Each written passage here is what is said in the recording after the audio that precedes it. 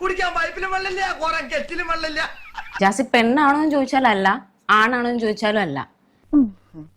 അതെന്താ അങ്ങനെ പറഞ്ഞത്? പിന്നെ ഇത്രയും പുട്ടിയിട്ട് പട്ടിഷോ കാണിക്കാൻ ജാസി ആരാ? ഇപ്പൊ എന്താ പറഞ്ഞ? കൊതുകിനുമില്ലേ ക്രിമികടി? ഞാൻ പുട്ടിയിടുന്നതുകൊണ്ട് മോൾക്കുള്ള ബുദ്ധിമുട്ടുണ്ടോ? നീ ഒന്നും പണയണ്ട. ഈ ക്വസ്റ്റ്യൻസ് ഞാൻ ഒന്ന് മോഡിഫൈ ചെയ്ത് ഞാൻ തിരിച്ചു ചോദിക്കാണ്. മോള് പെണ്ണാണോ? ഇത് നല്ല ചോദ്യം. ഞങ്ങളെ ക്വസ്റ്റ്യൻ ചെയ്യാനല്ല, ഞങ്ങൾക്ക് നിങ്ങളെ ക്വസ്റ്റ്യൻ ചെയ്യാനാ ഇങ്ങോട്ട് വിളിച്ചു വരുത്തിയത്. ജാസി ഇപ്പൊ എന്റെ കാര്യത്തിൽ എന്റെ ജെൻഡർ ഞാൻ തുടക്കം തൊട്ടേ പെണ്ണാണെന്നുള്ള ഐഡന്റിറ്റി തന്നെയാണ് ഞാൻ കൊണ്ട് നടക്കുന്നത്. പക്ഷെ ജാസി അത് മോള് പറയുന്നതല്ലേ?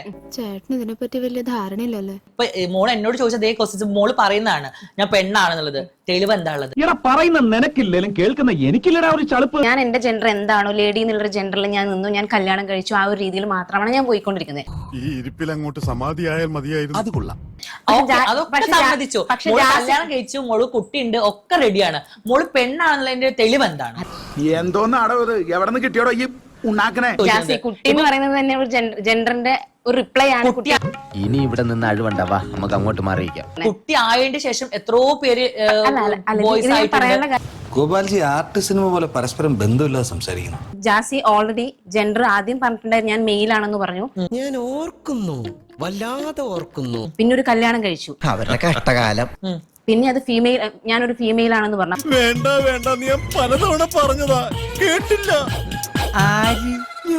അപ്പൊ ജാസിന്റെ ജെൻഡർ എന്താന്നുള്ള ഒരു കൺഫ്യൂഷൻ എനിക്കടക്കം മലയാളികൾക്ക് കൂടുതലായിട്ടുള്ള ഒരു ഡൗട്ടാണിത്. കുട്ടന്റെ കാണണം, കുട്ടന്റേതും കൂടി കണ്ടിട്ടേ നിങ്ങൾ പോകുള്ളൂ.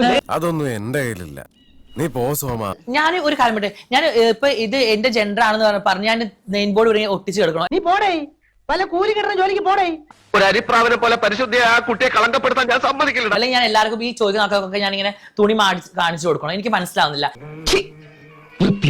ആർക്കെങ്കിലും കാണണമെങ്കിൽ വാ, സൗജന്യ പ്രദർശനമാ. ഞാൻ സ്ട്രൈറ്റ് ആയിട്ട് ഉത്തരം പറയാം, ഞാൻ ട്രാൻസ് ആണ്.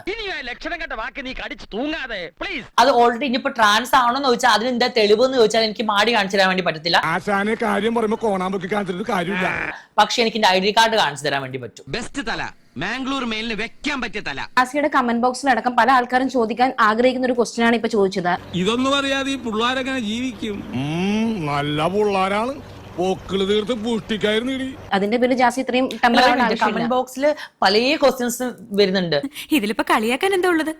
അവര് പറഞ്ഞത് സത്യമല്ലേ? കളിയാക്കാൻ മാത്രം അറിയാവുന്ന പൂർ ഇന്ത്യൻസ്. കമന്റ് ബോക്സിൽ എന്നോട് ആൾക്കാർ എന്താണ് ജാസിനെ മുറിച്ചതാണോ, ജാസിനെ ഒന്ന് കാണാൻ പറ്റുന്നൊക്കെ ചോദിക്കുന്നു. അപ്പൊ ഞാൻ എല്ലാവർക്കും കാണിച്ചു കൊടുക്കണോ?